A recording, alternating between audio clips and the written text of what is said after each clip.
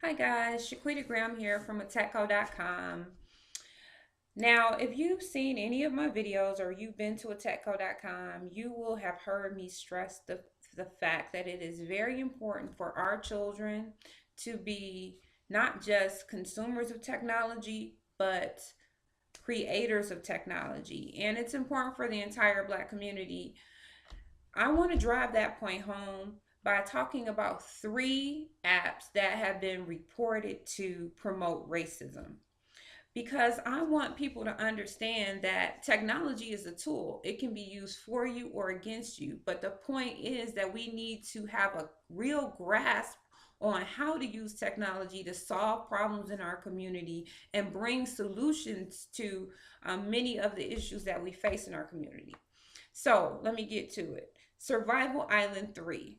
This is a app that tells a story about how users need to find ways to stay alive in one of the quote unquote most dangerous places in the world. And of course, who do you find in the most dangerous place in the world? Aborigines or indigenous people that you have to kill to stay alive. So this app was pulled from the mobile app stores of Apple and Android after more than 65,000 people signed a change.org petition, citing that this app was promoting racism and that killing indigenous Australians is not a game. And if you know anything about the atrocities that have taken place against Aboriginal people, you'll know how not funny this was and ridiculous that anybody would make a game out of this.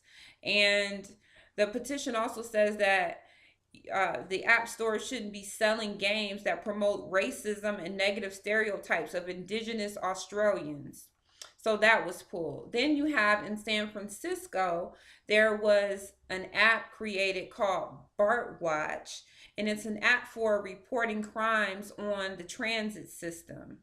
And so basically, what happens is if you have this app, you can report that a crime is taking place, and the police will be alerted and may come out to see what's going on. So finally, someone requested to see what people were reporting. They actually filed a California Public Records Act to request information about the reports, and they found a disturbing pattern as usual.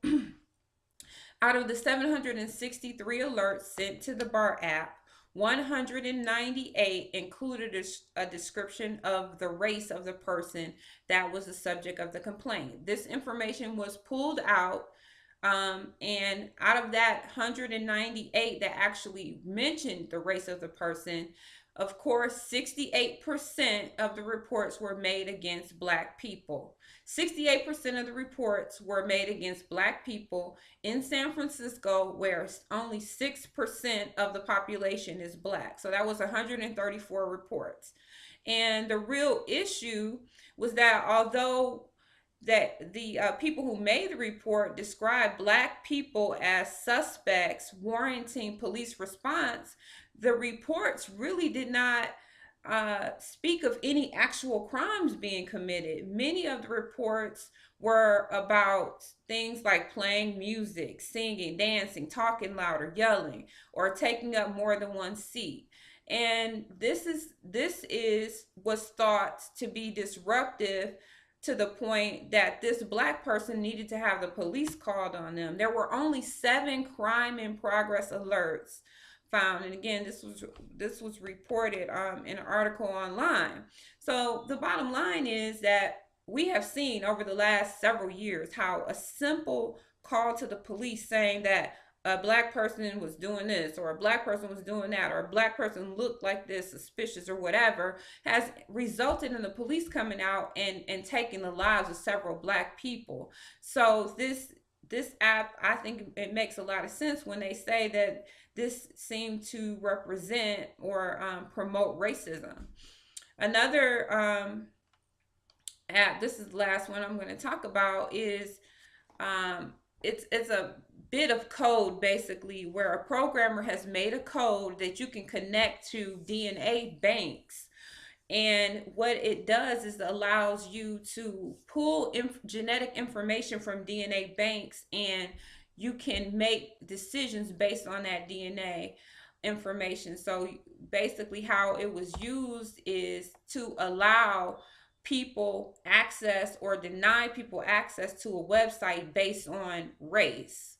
So again, I mean, just think of how you can use this in so many different ways. It was particularly used in conjunction with a DNA, I guess it's like a DNA bank called 23andMe, and it basically runs access control on a website once you connect this code with it. So it literally automates racism. So you don't even have to depend on whether or not the person you're dealing with has racist stereotypes in their mind about you. This can just be programmed into the technology. So that's why it again is it's imperative really that in the Black community we begin to take control of technology, understand technology more, and utilize it. I'm in my next video, I'm going to highlight some people who have really taken technology, some people from the Black community who have taken technology and used it to solve our problems.